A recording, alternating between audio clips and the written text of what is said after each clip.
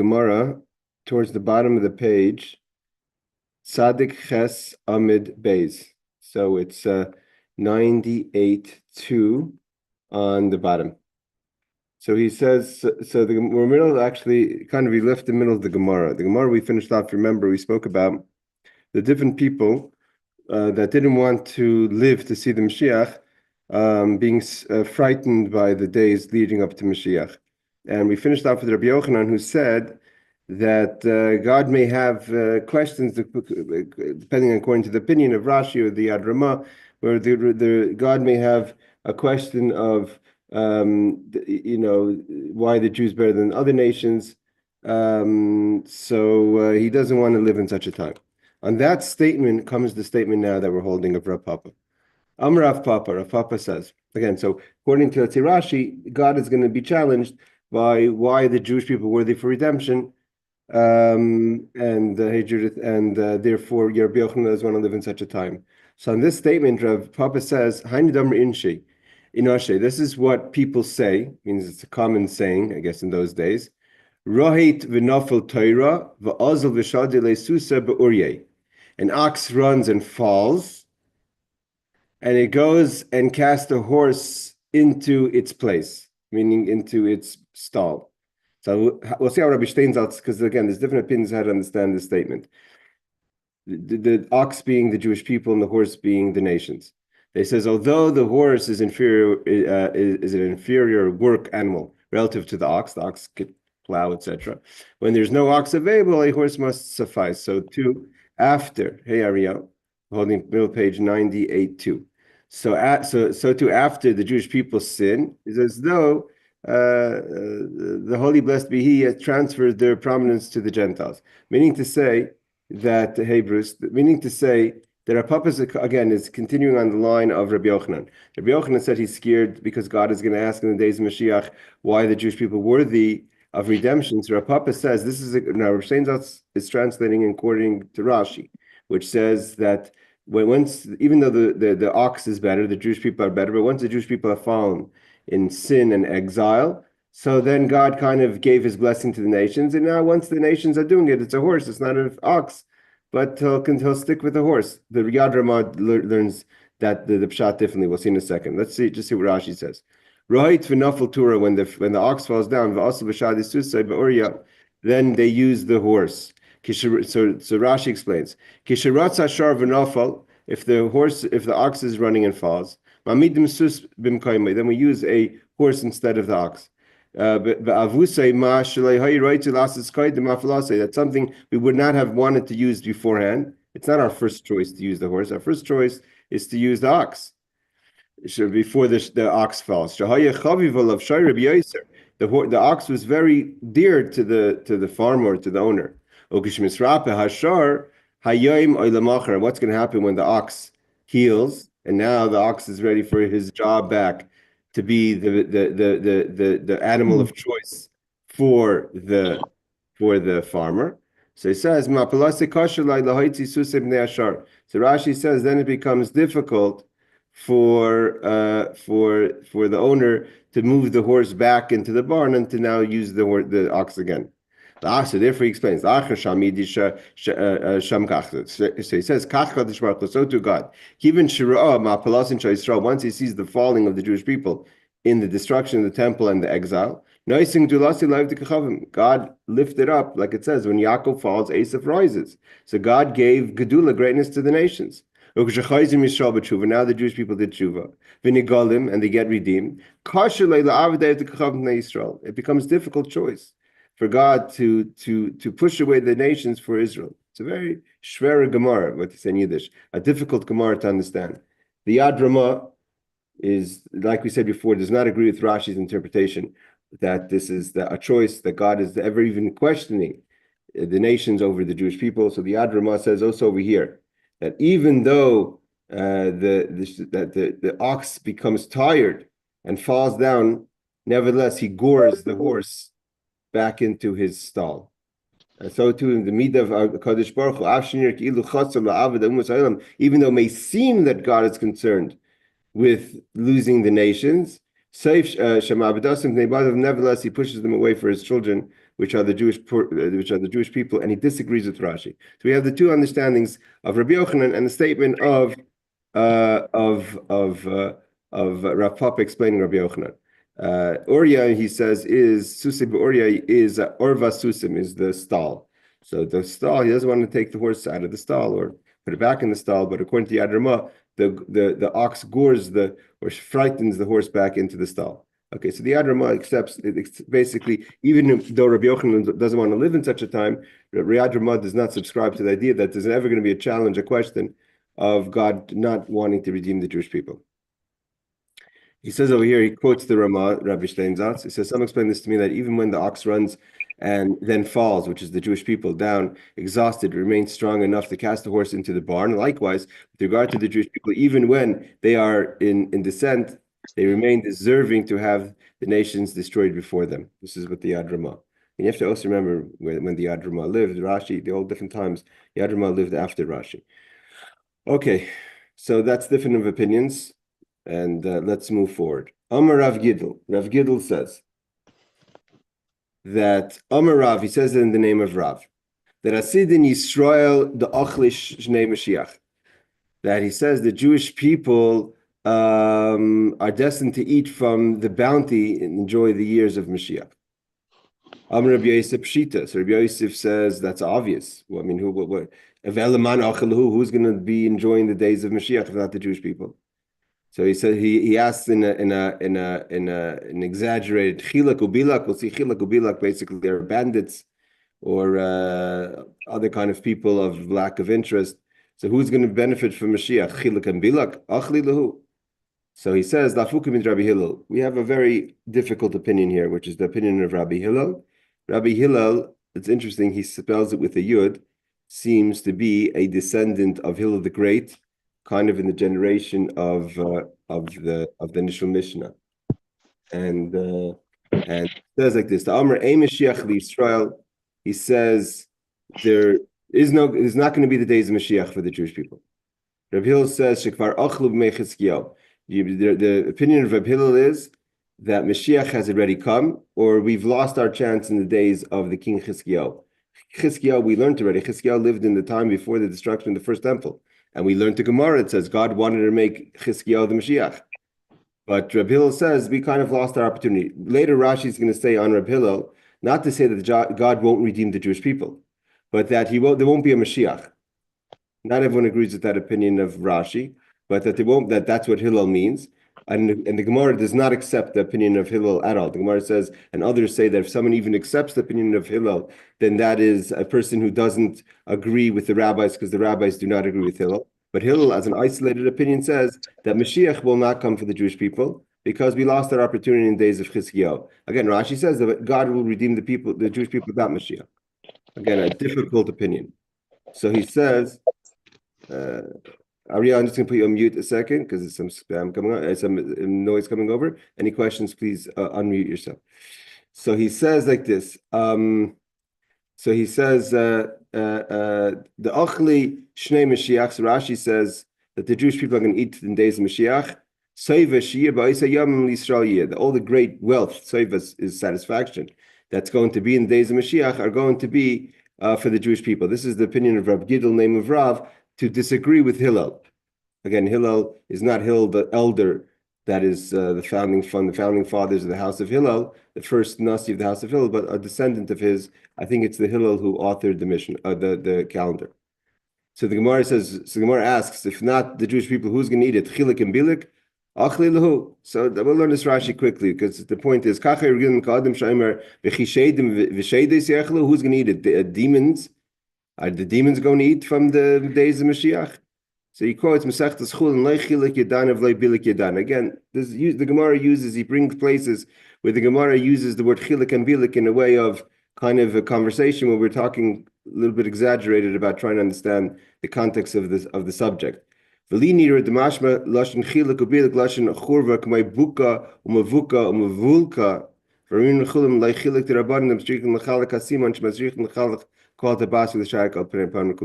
this is Rashi quotes that could be the word chilik and bilik is applicable to the laws of shechting, of slaughtering. About, like it says, Rabbi Yossi Do you have to cut both sides of both of the simanim of the animal? Let's just skip out to the next one. He says, "V'nira l'moirai." My teacher says, "The ein loy mashmis loy hachav loy hasem." Lashon acher, it means to say it doesn't mean here or there. Or chiluk ubiluk beis dainei sdoim shahayu shmoisem kach. He says chiluk and biluk were two judges in Stone. We know Stone was a horrible place, so they were the judges of Stone. And so again, the Gemara is using an exaggerated lashon. Who is going to be the ones who are going to benefit from the days of Mashiach? Okay, so Reb Hillel says, "Ei Mashiach l'Yisrael, sheChizkiyahu hoy Mashiach." Chizkiyahu was the Mashiach. V'lav nemar kol nevuos, and all the prophecies about Mashiach were referring to Chizkiyahu. And according to Hillel, is Atzmich Keren Leveis Yisrael v'Amid V'Ra'ah Ba'oz Hashem. These are all verses talking about the Mashiach, and Gidl and says in the name of Rav Gidl says in the name of Rav. That Hillel says that these are prophecies that are referring to Chizkiyahu, and therefore the Mashiach came already. And the Jewish people it didn't happen the way we would have liked, and we move on. Although, again, Rashi later is going to quote, we're going to quote this Hillel again. And Rashi is going to say that not the opinion of Hillel is that there won't be redemption, but that there won't be the Mashiach with the redemption. Here he brings down, the early commentaries discussed identities of Chiluk and Biluk. Who are these people that we're referring to as if everyone who knows who they are, who appear elsewhere in Talmud as well. According to the tradition of the Gaonim, these were names of two violent people who were renowned for their worthlessness in that generation. The sages use those two as a paradigm for worthlessness. So again, who do you think is going to eat from the days of Mashiach? Is it going to be the people of worthlessness or the Jews? Of course, the Jews. Okay, now Rabbi Steinzas tells us who Rabbi Hillel is. He says, apparently Rabbi Hillel was the grandson of Rabbi Yehuda Hanasi.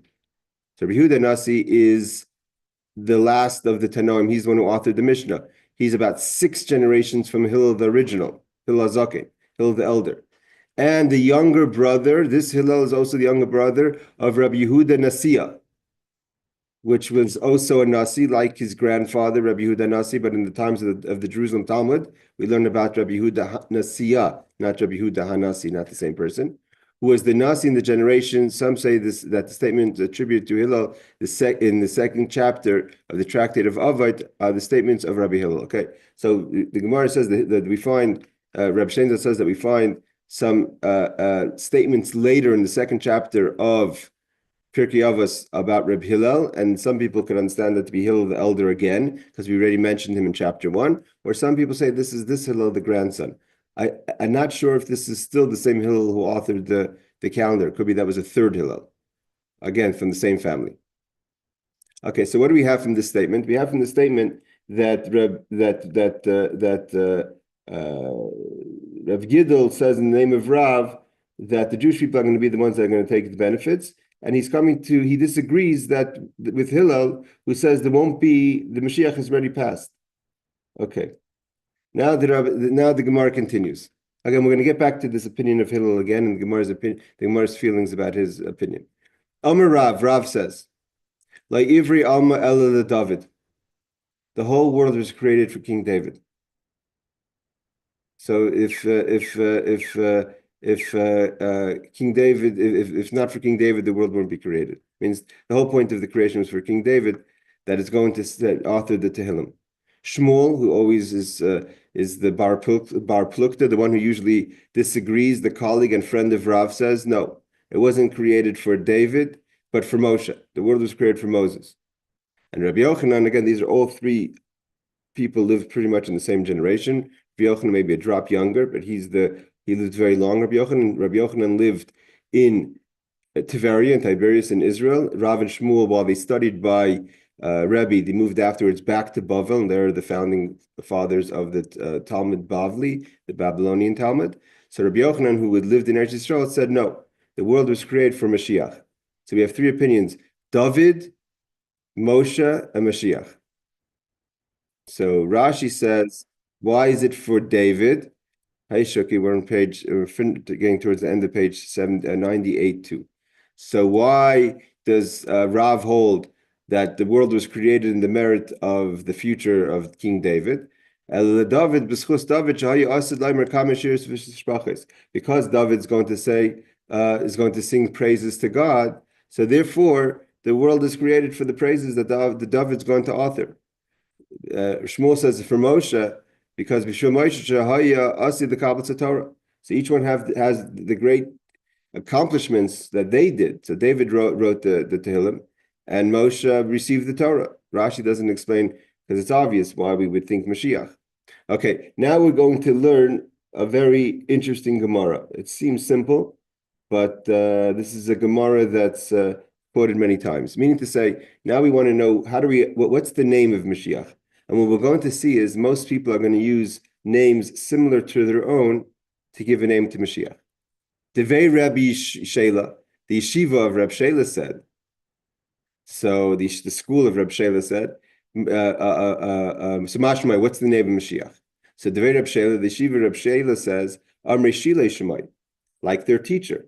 From here we see this is one of the foundations where the students of a great Rebbe always thought that their Rebbe was Mashiach. So the yeshiva of Shelai, of Rab Shelai, said that Shilai is his name, similar to their teacher. Shnemer Ad Ki Yaveh Shilai, because clearly Yaakov says Ad Ki Yaveh Shilai, that David's dynasty is going to rule until Mashiach comes, which is a reference to Mashiach. Devei Rabbi Yanai, the students of Rabbi Yanai, and the yeshiva of Rabbi Yanai, Amroi Yinun Shema. Yinun is also similar to Yanai, and like it says in Tehillim, Yehi Shemai La'olam.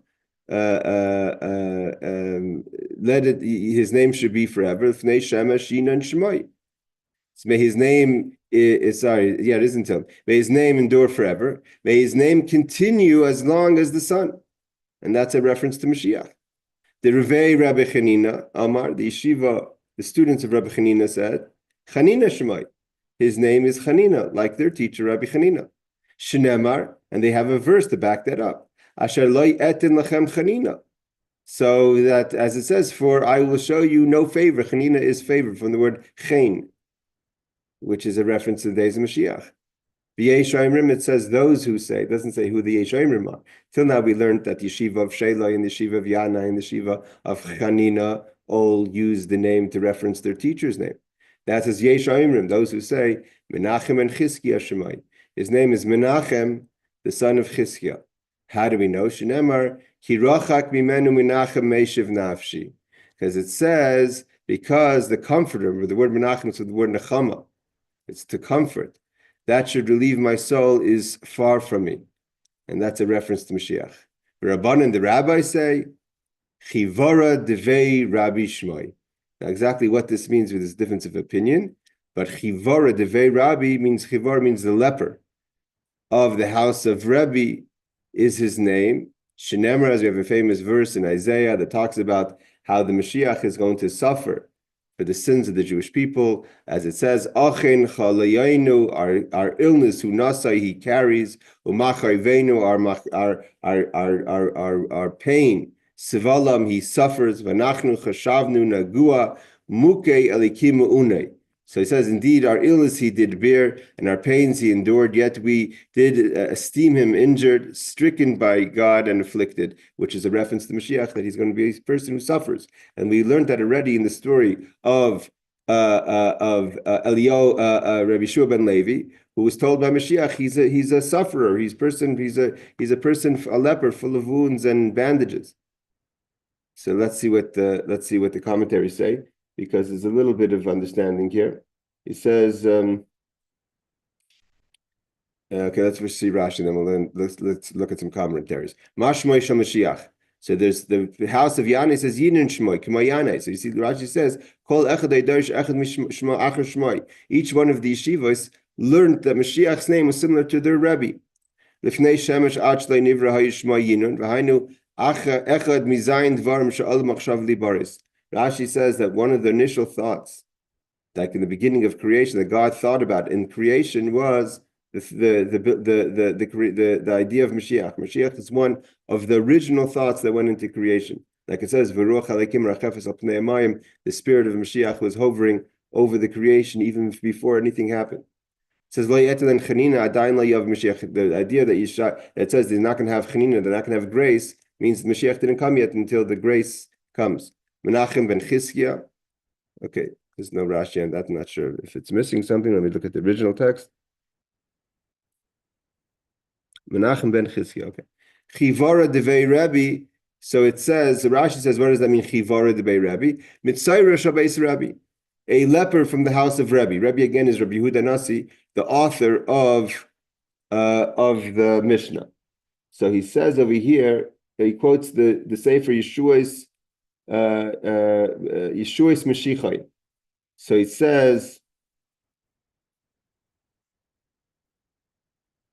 okay, the Marsha all agree that it's not just that there was the Rebbe. The Marsha says it was also to indicate that the name was a name that is a reference to Mashiach. Now, there is some commentary on the idea of the leper of the house of Rebbe. Some believe that this is Rebbe himself. That Rebbe, because Rebbe himself was a big sufferer. We know Rebbe suffered tremendous pain, stomach pain and other pains that Rebbe suffered. He was physically very, I don't know if unwell, but physically in a lot of pain. We know about the stories of the pain, the years Rebbe suffered from stomach pains. Others say that the idea of chivora is the idea of leprosy, which is white. Ariel, the idea of leprosy that is white, from the word chivor, it's white, that he's going to be very white, meaning very, he's going to have chivor, the Bei Rebbe means not from the house of Rebbe, but he's going to be very white with leprosy. The word Rebbe means Rav, a lot of leprosy. Others say that it was a student of Rebbe who was punished by Rebbe, and therefore he received leprosy for going into places of study that he shouldn't have. He studied about the chariot, etc. Okay, let's see what Rabbi Steinzat says. Mashmai, it is clear that the school of each of these sages here and in other similar statements in Midrashim suggests a name for the Mashiach similar to the name of his teacher. Shilei like Rabbi Shilo, Yanun like Rabbi Yanai, Hanina like Rabbi Hanina, based on the statement that each generation there are those worthy in terms of the spiritual greatness of redeeming the Jewish people.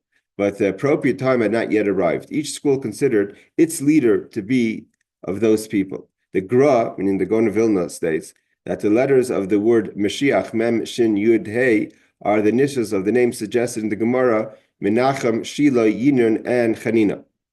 Even in later generations, there were sages who hinted in their writing and books that they were worthy to be the Redeemer of Israel. So we see that there's many generations were people who were worthy to be the Redeemer. What does it mean, Chivara debei Rabbi? So he quotes the Aruch that says, some explain that this means that the Mashiach will be a descendant of Rabbi Yehuda Nasi, and he will be a leper, as noted in the verse. Others cite a variant reading, Havira Rav, meaning very white. In other words, that he will be greatly afflicted with leprosy. Okay, so again, the idea is that we've seen this already before. Reb Shua ben Levi, when he met Mashiach, that the Mashiach is going to be a person who suffers a lot. Okay, let's continue back to the original text. Amar Rav Nachman says, Imin Chayahu, if he's a person coming from someone who's alive, if Mashiach is going to be someone who's from the living, such as me, means Rabbi Nachman qualified himself as being someone worthy of being the Mashiach. And their prince shall be of themselves, and their governor shall proceed from their midst, indicating that the Redeemer is already in power. So he's already in power, and then he's going to become the Mashiach. And therefore, Rabbi Nachman was one of those people who had the strength, Lorraine, welcome, to be the Mashiach. Rav says, Rav was a student of Rebbe, a student of Rebbe. He was really a student of his teacher, his uncle, Reb Chia, but he was also a student of Rebbe. So Amar Rav, Rav says if he's alive, he's Rebbe, Rebbeinu Kadosh. Imin Meisahu, and if he's coming from the dead, going Daniel Ish Chamudus, like Daniel. So we know Daniel was the great visionary in the time of the destruction of the first temple in Babylonia, and he was we have the book of Daniel. So he says if he's from the living, he's Rebbeinu Kadosh. If he's Rebbe, and if he's from the dead, he's Daniel. So Rashi says like this: Imin Chayahu, if he's from the living, Kagan Rebbeinu Kadosh. Mashiach Moisei Shechayim Achshav. Rav says, I guess Rav said the statement earlier, because Rav lived only a little time with Rebbe, and then after Rebbe passed away, he moved back to Bavel. We know Rav is the great head of the yeshiva of Bavel, which is in Iraq. But in his early years, he was a student of Rebbe. So he must have said the statement early on. Because Imin Chayhu, if Mashiach is from the living, he go in Rabbeinu Kodesh, he's like Rebbe. Im Mashiach Meisah Shechayim Achshav Vadi Hein Rabbeinu Kodesh. The Soivach Tachluyim V'chasid Gomorhu. He has all the qualifications. He suffers. Rebbe, like I said, Rebbe suffered. He's a chassid. He's a tremendous, kind, good person. And if you want to say the Mashiach is from those who died already, Daniel ish chamudais shenidim b'yisurin b'goy varayis. We don't have more than Daniel, who also suffered, and he was thrown into the lion's den. V'chasid Gemorah. V'hai ki goyin lav davka. V'hai ki goyin lav davka.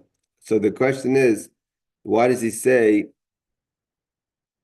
ki goyin Rabbeinu Kodesh, ki goyin Daniel, like as if there's just someone who's like Rebbe or someone who's like Daniel? So here he says that ki goyin is not. It doesn't mean ki goyin like Daniel. It could be Daniel himself. And we know again, Daniel, if I'm not mistaken, was from the house of David. The Rebbe was for sure from the house of David. Ki goyin Rabbeinu Kodesh claim reish dugmasi b'chayim hainu Rabbeinu Kodesh v'im dugmahu l'meisim hainu ki goyin Daniel ish chamudais. Okay, and the other opinion is that it's not talking about Rebbe himself or Daniel himself, but someone like Rebbe or someone like Daniel. So Rashi brings down two opinions. It either means Rebbe and Daniel themselves, or someone as if on that level. It says, it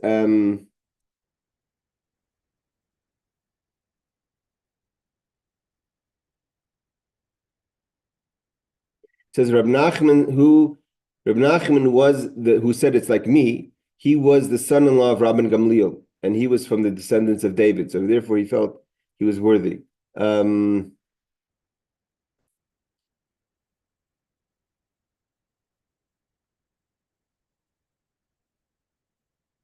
And he says Rabbi also, the Marsha says, he says like this. Just like Rav Nachman was from the house of David, so too Rebbe was from the house of David, and therefore he was also, and he also was a king. He was the Nasi, so therefore for him to become the Moshiach was regular. So okay, let's continue the Gemara. Rav Yehuda Rav. Now Rabbi Yehuda is a student of Rav. He says like this. This is a very complicated Gemara. These are all complicated Gemaras. But this is a Gemara that's quoted many times. Rav Yehuda Rav. Rabbi Yehuda says the name of Rav. God is going to assign a second David.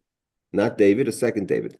Shnemer v'avdu eis Hashem elokehem v'es David Malkam asher okim lehem. I'm going to bring, okim is futuristic. I'm going to establish, not hakim, that he was already established, but another David is going to be there for the Jewish people. Hakim le'nemer, it doesn't say that I did establish. Hakim, I will establish.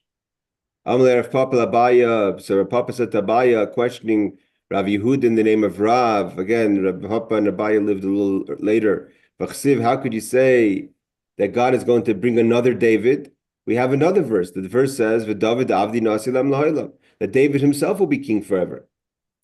So how could you say that there's going to be another David? So the Gemara answers, "Going Keser, Rapalgi Keser." Again, it's a hard Gemara. There's going to be a king, a Keser like a Caesar, and a substitute one, and a viceroy.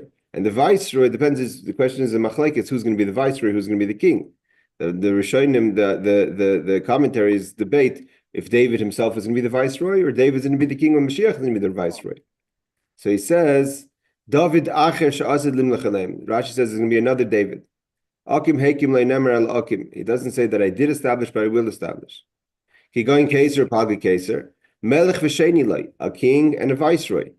Kain David Achadesh Melech. So Rashi learns the new David, which is probably referring to the Moshiach, is going to be the king. See David Malcolm Asher Okim David HaMelech Sheni Lei. And King David will be the viceroy to the new David. Because it says, he said, Rashi quotes the verse. It doesn't say that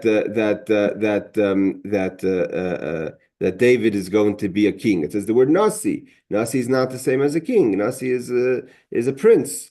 So because he uses the word prince as opposed to the word king, so therefore Rashi learns that it's a viceroy. In the Aruch it explains that David will be king, of Israel, and the Moshiach, which is the new David, will be the viceroy. So the Aruch disagrees with Rashi and says that that the viceroy will be Mashiach. So he just explains what it means. What does it mean, emperor and a viceroy? The expression addresses a situation that existed in Roman Empire for a period of time after the decollation instituted reforms in Roman political system. Beginning then, not only was the empire divided under the rule of various supreme leaders, but each of those leaders who were given the name Augustus had a viceroy who was also an independent leader, a bit lower in the chain of command. He was given the title of Caesar, not Augustus, I guess. This governmental structure was a pardigim to the end of days when there will be an emperor and a viceroy. I guess like we have today, a president and a vice president. Okay. Darish Rab Simlai. Rab Simlai says like this.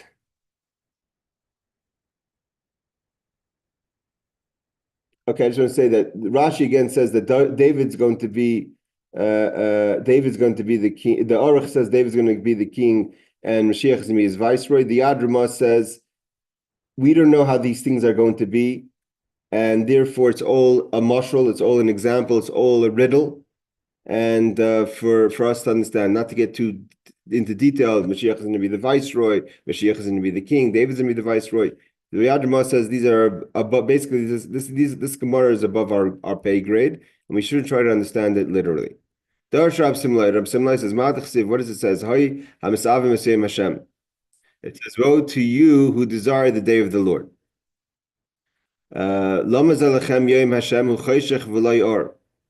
It says, why would you have this day of the Lord? It's darkness and not light. It says, Moshel, it's an example of Tarnagol v'atlef. You have a chicken and a bat. A bat is blind, right? Or they're both waiting for the light.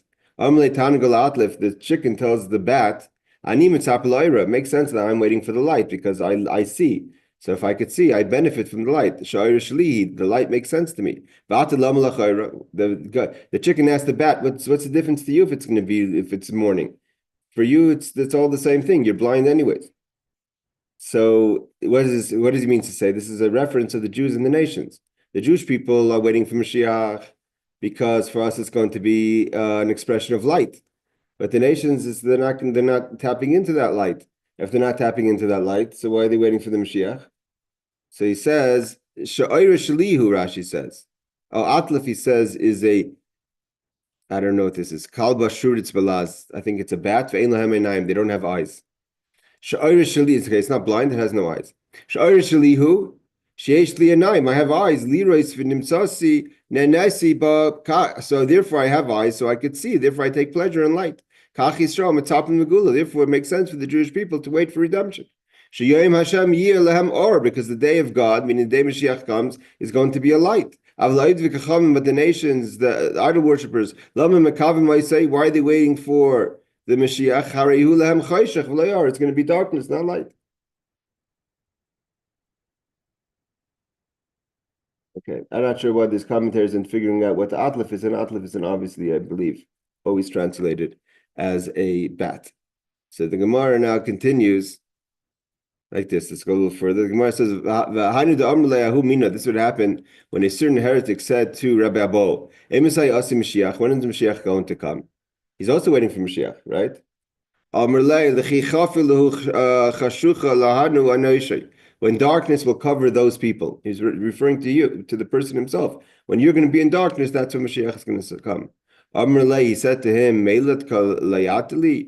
said to him, are you cursing me? Like it should be dark? It says a clear verse. Darkness will cover the world. And a fog will cover the nations. And the Jewish people, Yisrach Hashem, there's going to be the shining of God. And His glory will shine upon you. So I'm not sure if the Rashi is just giving a girsa. Okay, he doesn't go into how the heretic handled that verse, but that's just how the conversation went. Tanya, we learned. Now we're going to go into how long are the days of Mashiach. Rabbi Lezer Reimer Rebbe says, Imaisa Mashiach Abayim Shana. Okay, I'm not sure. Again, I have to see the Hagdam of the Rambam again on Preke Chelek, how the Rambam views these years. Are they part of the 6,000 years and not part of the 6,000 years? The reason I say that is we are now, again, 215 years from 6,000 years. Not a long time. 215 years, I mean, naturally, most of us won't be alive in 215 years if Mashiach doesn't come, God forbid. But it's not so far away, 250 years. And the Gemorah says that everyone agrees the world cannot exist past 6,000 years. So the cutoff date's 215 years from today, less a little. So Tanya Rabbi Lezer Eimer, Yemaisa Mashiach, the days of Mashiach are Arbaim Shana, 40 years. And he quotes the verse that we say on Friday night, Arbaim Shana Akut Badar. 40 years you were held in a generation. Rabbi Lezer ben Azariah Eimer Shivim Shana. It's not going to be 40 years, it's going to be 70 years. So 70 years are going to be, the years of Mashiach. After, this is again, these are talking about the Yemaisa Mashiach, the stages and different times in resurrection of the dead and Olam Haba. But the days of Mashiach himself, again, there's a lot of arguments between the Nachmanides, the Ramban, and the Rambam. What are these days? Are these going to be regular days or not regular days? So he says, so thank you. So he says, Rabbi Lezer ben Azariah says 70 years. Again, Rabbi Lezer ben Azariah, we learned, we know that he very much connected to the number 70, because he said, Arei ani ki ben shivim shana, I'm like 70 years. And his 70 years weren't really 70 years. He was only 17 years old. It says, and it shall come to pass on the day that they shall, that tired, sore, will be forgotten for 70 days, 70 years. Melech echad, according to the days of one king. Eze melech, not echad, but miyuchad, the unique king. And who is the unique king? The new king is talking about Moshiach. Havei Omer is Moshiach. So Rabbi Lezer ben Azariah says that it's 70 years. He quotes a verse 70 years. Rabbi Lezer quotes the verse that we have in Tillim that is really referencing towards the generation of the desert. Again, we're going to see soon that all the generations are connected to events that happen. 40 years in the desert, 70 years could be equivalent to the 70 years of exile of the first temple. So he says like this: Akot Bedor. Rashi says, "Ekoch Yisrael ve'emlech aleim k'moy nikita arbaim shana ekoit bedor kotin shal arbaim shana." I'm going to take them in a small generation, 40 years. He calls it a small generation. Shumishuna midari shalafanov, be different than the previous generations. Mistam mahan Mashiach means to say this is Mashiach. Sheshinun gedoil miyir b'dayrei. There's going to be great changes in the generations of Mashiach. Upshita dekra mia gabi meise midbar. But really, the pasuk is talking about the people who died in the desert after 40 years. So even though it could have said the terminology ekoit is futuristic, I'm going to gather, and therefore, even though it's the verse is traditionally talking about the generation of the desert, but the generation of the desert is the generation of Mashiach, and to be like the generation of the desert. Okay, we know that it's brought down in Kabbalistic teachings. That Rizal says that our generation, means the generation before Mashiach, is a reincarnation of the generation of the desert. The generation of Mashiach are the souls of the generation of the desert. So whether it's to rectify that, etc., but it's brought down in Kabbalistic teaching. So now here we see the correlation between the 40 years of the desert and the 40 years of Mashiach.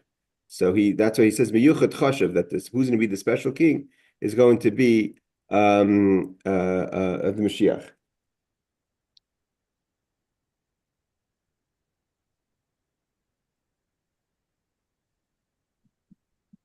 The what's it called? He says the Yad Ramah says, because it says before that Hayom B'Kol Tishmo. It says Hayom B'Kol Tishmo right before the verse of Abayim Shana Akit Badar, and therefore we see clearly that there's an attribute. We know that that verse is talking about Mashiach, so therefore there's a connection to the 40 years and the Mashiach. Okay, there's many correlations between the generation of the desert and the generation of Mashiach, and therefore who was that opinion? That opinion was Rabbi Lezer, who says that therefore the time of Mashiach is going to be like the time of the desert. Rabbi says, so we have Rabbi Lezer and we have Rabbi Lezer ben Azariah. Rabbi says Shleisha Dairis is going to be 3 generations. He doesn't say how long those generations are going to be.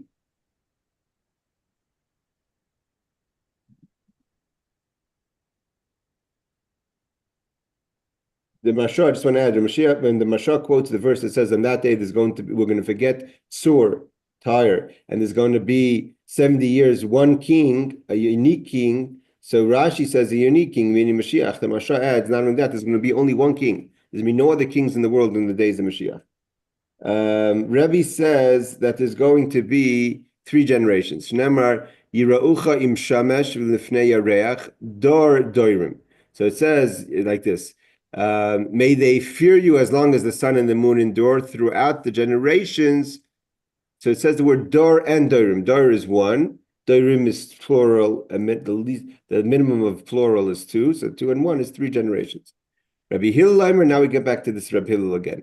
Rabbi Hillel says, and he's again the grandson of Rabbi, so he argues on his grandfather, that Ein Lahem Mashiach L'Yisrael Shekvar Achlu B'Me'ach Chizkiyahu.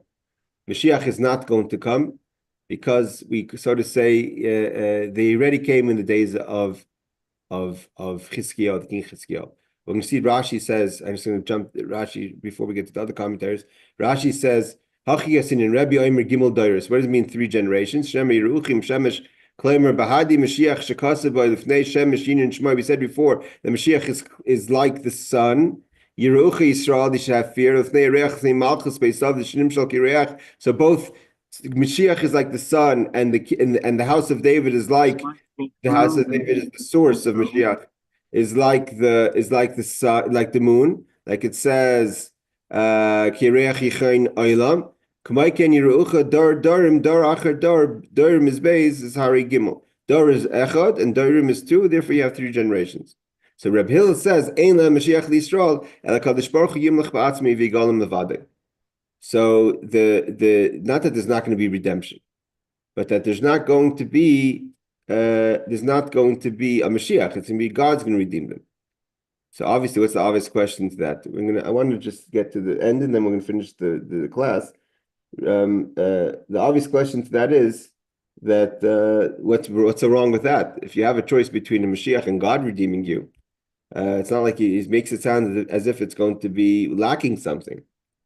So that's the opinion that Rashi says that Mashiach is going to, that the redemption will come, but through God, not through Mashiach. That's the opinion of Rashi, and the Ran, Rabbeinu Nissen, agrees with that.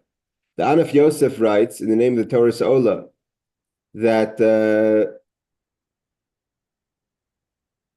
that means to say that there's not going to, the Jewish people won't be worthy of the Mashiach, but there's going to be because they're sinners, but God's going to bring the Mashiach anyways for Himself. But not that the Jewish people are worthy of Mashiach. They were worthy of Mashiach in the generation of Chizkiyahu, but not in the time that he's going to come. Now I just want to say, because this is an important thing, not to quote this Reb Hillel. So the Anaf Yosef says in the name of Torah Ola, he says, even if you want to say, however you want to look at what Reb Hillel says, the Mashiach won't come, El Hakadosh Baruch Hu Yigalim, God will redeem them. He says, Ein halacha k'maaseh. The ruling, no one agrees. It means the law is not according to Hillel. But Oymer, he says, Shekim like Rebbe Hillel Shem Mashiach. Whoever says, I'm in the opinion, I hold like Hillel, that there won't be a Mashiach for the Jewish people. Haru Kaifil B'klal Torah. He's a kaifer. He's a person who's a heretic who doesn't believe in Torah. Shre'achi Rabban Hatis. The Torah says you have to go with the majority. And